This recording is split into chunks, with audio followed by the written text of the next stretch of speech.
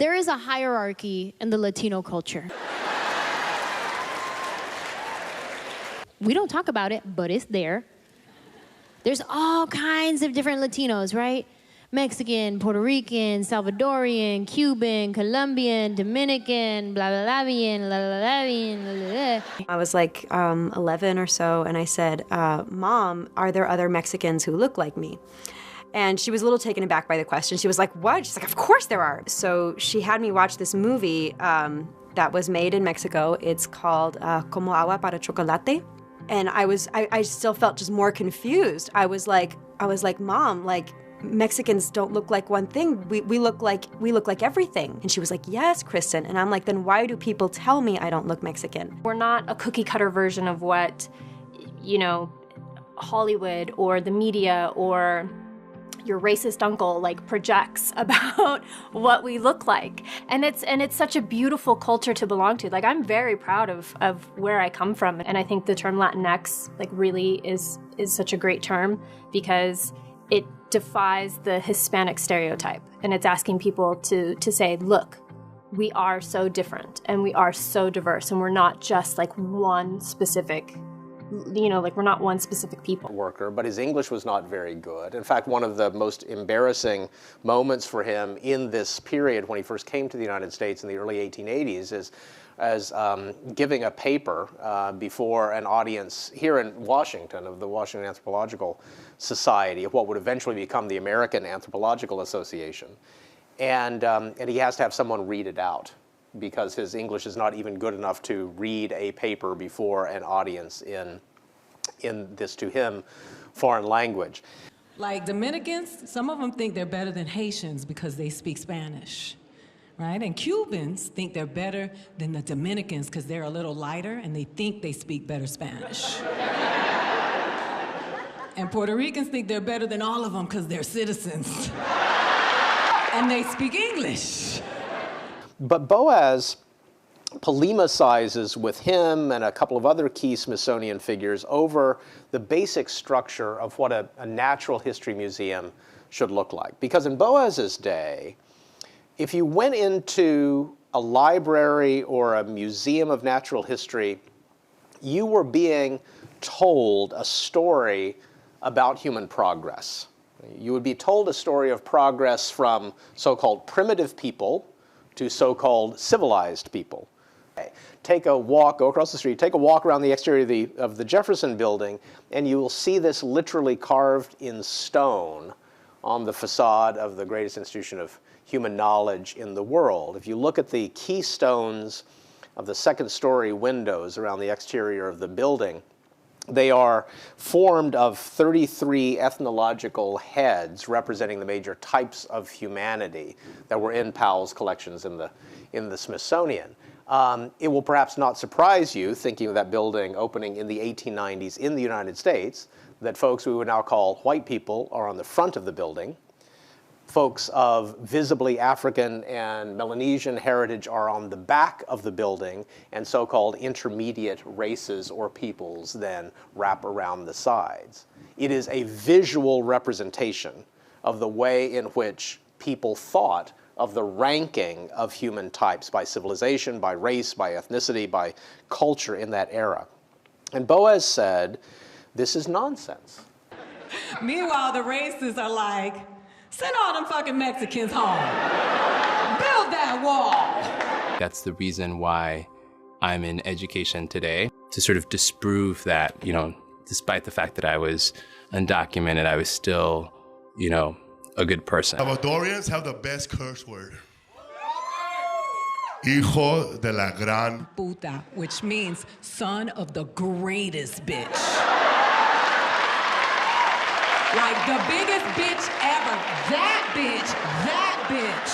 That's the bitch I'm talking about right there.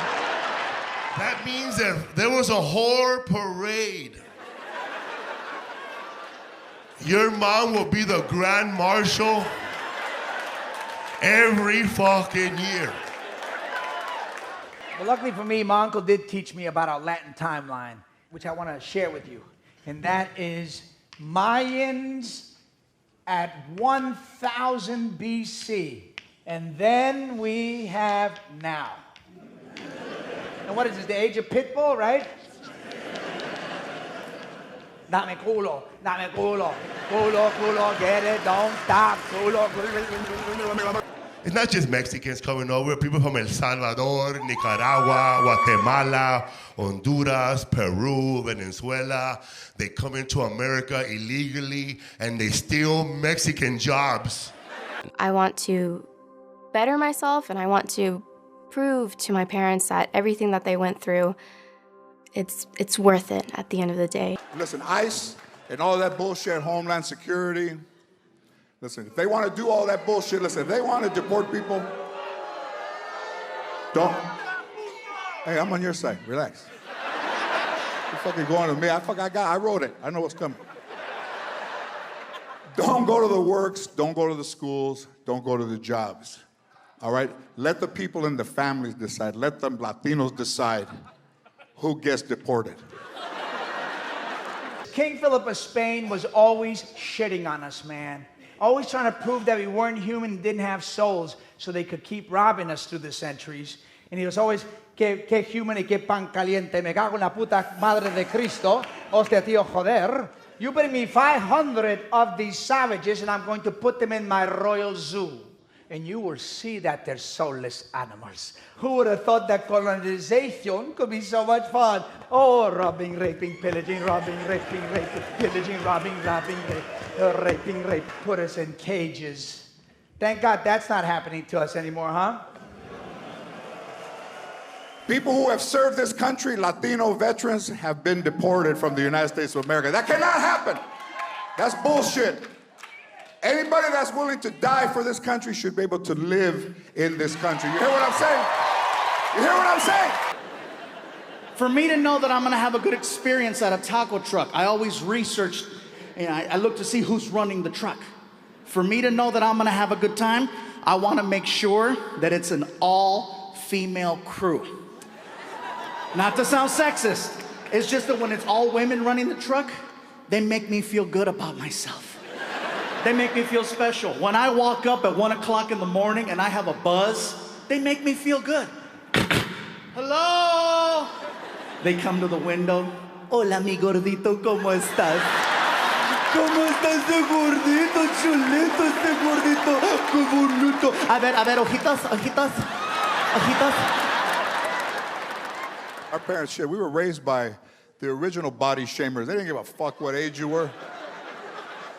They'd be leaving for work. Hey, you two fat fuckers right there. You better not be on that fucking couch when I get home. Gordo 1 and fucking Gordo 2. You hear me? We would answer, yeah, all right. Fucking clean yourselves. Come on. Bigger chichis than everybody in the family at 11. Hey, tetas, come out here. That's how you get your nickname. You shit in your pants one time, you're caca for the rest of your life. Some of the great ethnographies of the late 19th century that had been written about Sioux peoples in the American West. And Delory is such a fascinating figure because she's a kind of example of what we might call a native anthropologist, that is somebody from an indigenous community who then works as a professional ethnographer or anthropologist.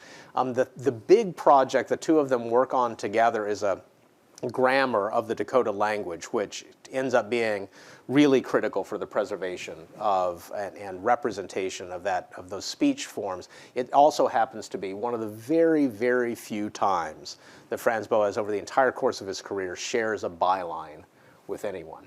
And the fact that it's with this Dakota woman is, I think, particularly meaningful.